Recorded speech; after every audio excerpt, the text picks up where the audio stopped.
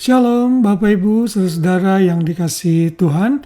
Puji Tuhan kalau Tuhan terus memelihara kita sampai hari ini, hari Jumat 28 Juni 2024. Kita bersyukur kita bisa mengakhiri minggu kita dalam pekerjaan, mengurus keluarga, dan berbagai macam kegiatan lainnya. Kita percaya Tuhan selalu menyertai kita anak-anaknya yang berharap padanya. Hari ini untuk menemani tidur saudara-saudara semua, kembali saya menjumpai saudara dalam renungan malam yang saya buat setiap malam ini untuk kita sama-sama merenungkan firman Tuhan, sehingga hati kita dan pikiran kita dipenuhi dengan firman yang tidak pernah bisa salah, yang meneguhkan, menguatkan, bahkan menegur kita, sehingga kita menjadi pribadi yang lebih baik lagi. Hari ini kita masih belajar dari tokoh-tokoh Alkitab, dan kita sampai kepada tokoh Yakobus, saudara Tuhan Yesus. Kita baca sama-sama ayatnya dalam Yakobus 1, ayat 1. Salam dari Yakobus, hamba Allah dan Tuhan Yesus Kristus, kepada kedua belas suku di perantauan. Kita tahu Yakobus ini adalah penulis dari kitab Yakobus yang ditulis kurang lebih tahun 50 sampai 60 setelah Tuhan Yesus. Kita bisa melihat beberapa catatan mengenai Yakobus ini. Ia adalah saudara tiri dari Tuhan Yesus, karena setelah Tuhan Yesus, Maria dan Yusuf melahirkan beberapa anak yang lain, termasuk di dalamnya Yakobus, Yusuf, Simon, Yudas, dan juga tentunya saudara perempuannya. Itu dicatat dalam Matius 13 ayat 55. Di dalam kitab Injil juga Yakobus disebut beberapa kali, dan pada saat dicatat dalam Yohanes 7, Yakobus ini meragukan kemesiasan Tuhan Yesus, jadi dia belum orang percaya. Namun setelah itu kita tahu Yakobus menjadi orang percaya, dan Paulus mencatat dalam 1 Korintus 15 ayat 7 bahwa Yakobus adalah salah satu orang yang menjadi saksi pertama mengenai kebangkitan Tuhan Yesus. Dan kalau kita move ke kitab Kisah Para Rasul, di sana Yakobus merupakan orang tokoh yang prominent untuk mengumpulkan orang-orang berdoa di ruangan atas. Dan kalau kita juga membaca dalam Galatia 1 ayat 19, Yakobus masih berada di Yerusalem pada saat Saul atau Paulus baru saja bertobat dan tiba dan bertemu dengan Petrus di sana. Dan untuk kemudian Yakobus terus bertumbuh, dan pada catatan melalui kitab Kisah Para Rasul 15, Yakobus ini menjadi pemimpin council yang ada di Yerusalem, dan dia menyatakan pendapatnya mengenai orang-orang percaya non-Yahudi, apa yang harus dilakukan, dan itu dicatat di dalam Kisah Para Rasul 15 ayat 13 dan seterusnya.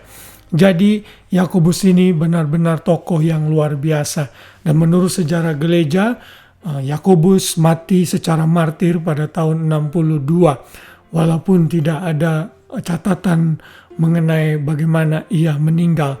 Yang pasti kita bisa belajar dari Yakobus, orang yang sungguh-sungguh dipakai Tuhan sekalipun ia sempat tidak percaya.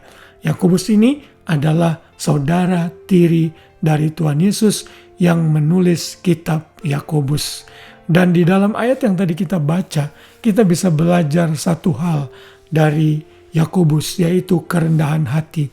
Sekalipun Yakobus adalah saudara tiri Tuhan Yesus, di dalam pembukaan suratnya dia tidak menyebutkan dan membanggakan diri, oh saya ini adalah saudara tiri Tuhan Yesus yang menulis kepada kedua belas suku di perantauan. Tetapi ia menempatkan dirinya sebagai hamba, doulos, budak Allah, dan Tuhan Yesus Kristus. Ia sekarang tidak menganggap Yesus sebagai saudaranya secara saudara tiri, tetapi dia menganggap Yesus sebagai Tuhan, kuriosnya, sebagai masternya. Ini menunjukkan kerendahan hati dari Yakobus. Mungkin berbeda dengan orang-orang zaman sekarang ini.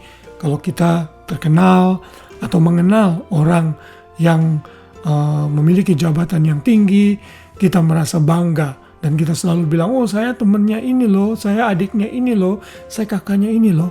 Tetapi tidak demikian dengan Yakobus. Sekalipun dia saudara tiri Tuhan di atas segala Tuhan dan Raja di atas segala Raja, ia tidak menyebut itu.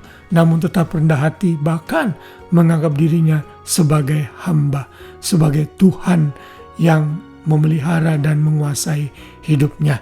Wah, luar biasa. Dari kehidupan Yakobus juga kita bisa belajar.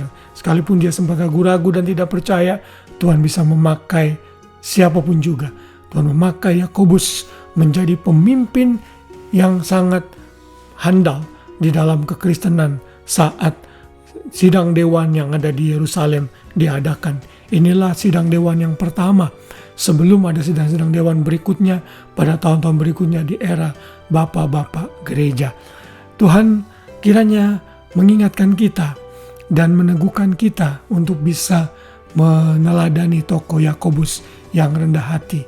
Kalau kita rendah hati, Tuhan akan meninggikan kita. Tuhan akan memakai kita di tempat yang tertinggi sesuai dengan rencananya dalam hidup kita. Mari teladani hidup Yakobus dan terus hidup dalam kerendahan hati agar kita dipakai oleh Tuhan dan ditinggikan pada waktunya. Haleluya, selamat malam.